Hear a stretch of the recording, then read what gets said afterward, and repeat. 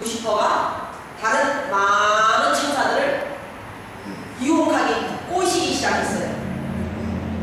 속삭속삭 해가지고 나를 따라라. 내가 하나님이 될 테니까 나를 따라라. 내가 하나님과 전쟁을 해서 저 하나님의 자리를 박탈하고 내가 하나님의 자리에 앉을 테니까 너희들 나를 따르면 내가 하나님이 되면 그때 너희들에게 또 뭔가를 주겠다, 변수를 주겠다, 아마 그랬을 거예요. 그래가지고 다른 천사들을 많이 꼬셔가지고 천사의 3분의 1을 루시퍼가 자기 편을 만들었어요. 그래가지고 루시퍼가 그 3분의 1의 천사들과 힘을 합해서 하나님을 대항해 싸웠어요. 어떻게 되었겠어요? 전능하신 하나님이 루시퍼와 그 다른 천사들을 하늘에서 내어 쫓았어요.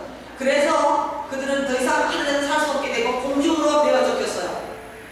근데 지금 천사들은, 그러니까 그 타락한 천사와 그 루시퍼를 사탄이라고 하고, 그 루시퍼를 따랐던 하나님을 개발한 천사들을 우리가 마귀라고 불러요. 그래서 그 사탄과 천사들은 지금 공중에 있어요. 공중에서 권세를 잡고 있어요. 그래가지고 거기에서 죄가 시작됐어요. 죄는 그곳에서 시작된 거예요. 사탄, 루시퍼에게서 죄가 시작됐어요. 하나님을 교만해서 시작했어요. 교만해져서 하나님을 배반하고 하나님과 대전에서 싸워서 쫓겨났어요. 공중으로. 근데 하나님이 지구를 창조하셨을 때 하나님이 맨 마지막 날에 사람을 만들었죠. 사람을 만들 때 하나님은 하나님의 형상을 쫓아서 아주 귀하고 아주 거룩하게, 하나님의 형상은 뭐예요? 사람, 거룩이에요. 하나님의 형상은 사람으로 충만하고 거룩으로 충만한 게 하나님의 형상이에요. 그 하나님의 형상을 쫓아서 사람으로 충만하고 거룩으로 충만한 하나님의 자녀, 사람을 만들었어요. 사람을 만들어서 하나님이 이 사람에게 이 지구에 창조한 모든 짐승과 모든 것들을 다스리는 권세를 줬어요. 모든 것을 다스리라, 그런 권한을 줬어요.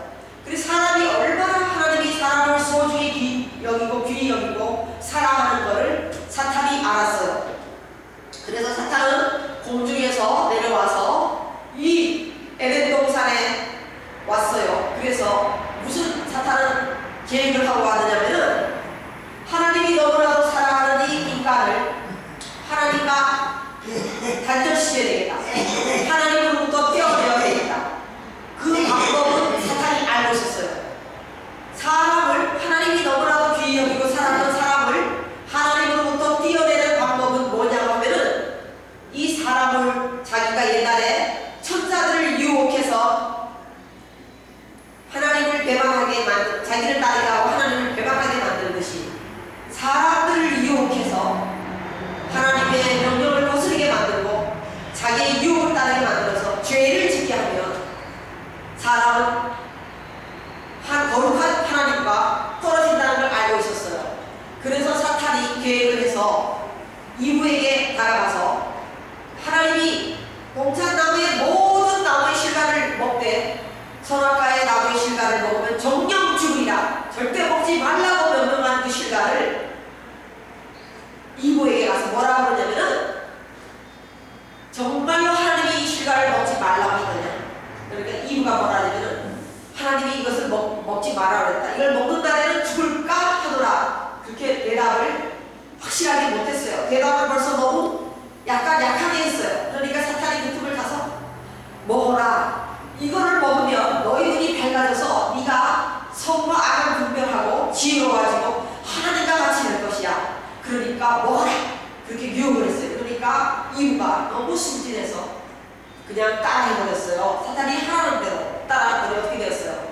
하나님의 명령을 거역하고 사탄의 유혹에 넘어가서 그 선악과를 따먹었어요. 그러니까 눈이 밝아져서 자신의 벌거벗은 수치를 보게 되고 부끄러움을 그때부터 알게 되었어요. 그래서 자신의 수치를 나뭇가지로 가리고 어떻게 되었겠어요? 따먹는 그 순간에 그 사람들이 하나님의 명령을 거역하고 사탄의 유혹에 넘어가서 죄를 짓는 그 순간에 어떻게 되었나요? 하나님과의 관계가 완전히 단절되어버리고 말았어요. 사탄의 계획이 성공했어요? 못했어요? 사탄의 계획이 성공했죠. 사탄이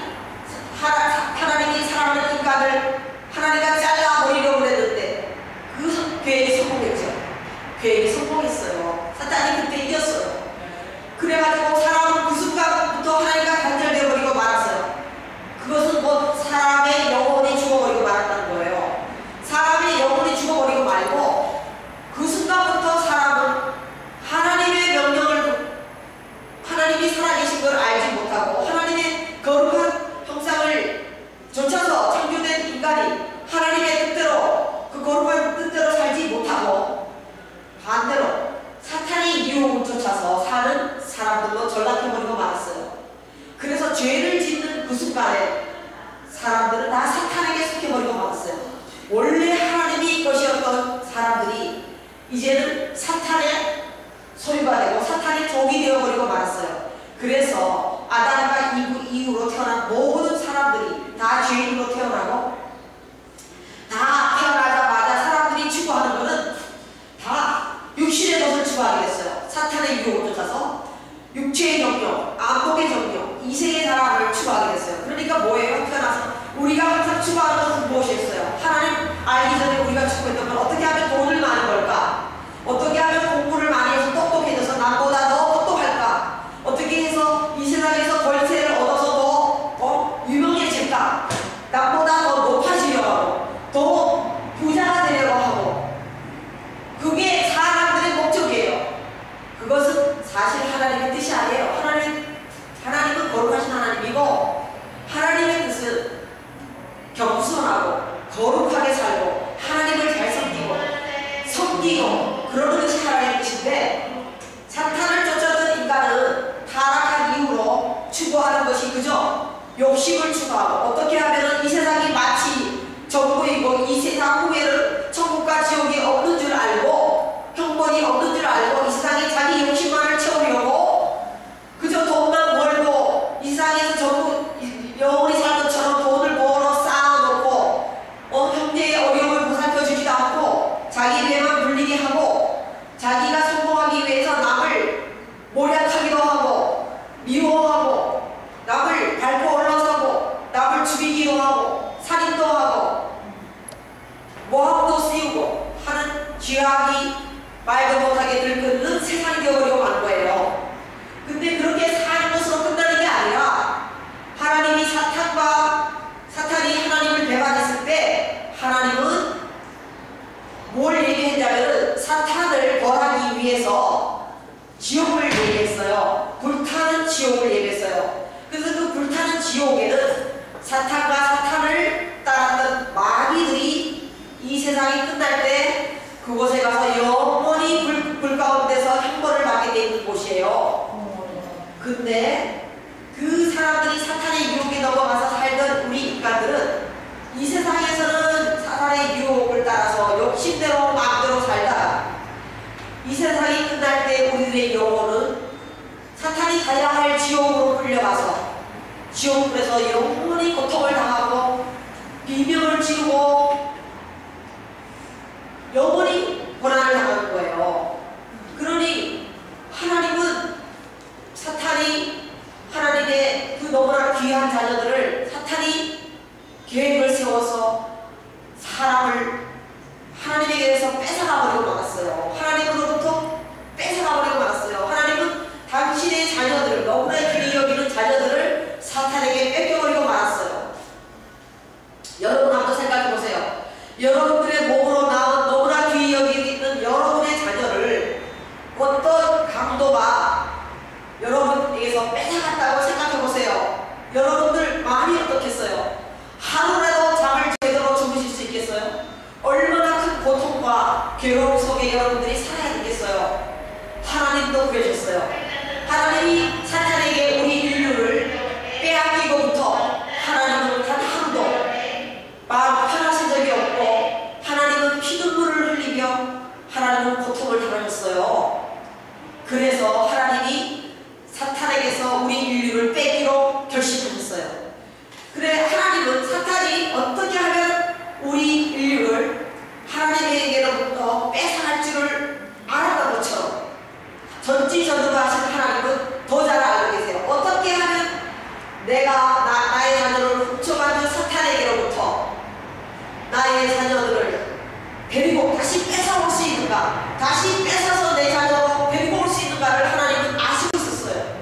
그 방법은 무엇이냐고 하면은 바로 사탄의 유혹에 넘어가서 죄를 지었던 우리 인간의 죄를 용서하여 주는 것이었어요. 하나님이 우리의 죄를, 우리가 죄를 짓기 전에는 우리는 하나님께 속해 있었어요.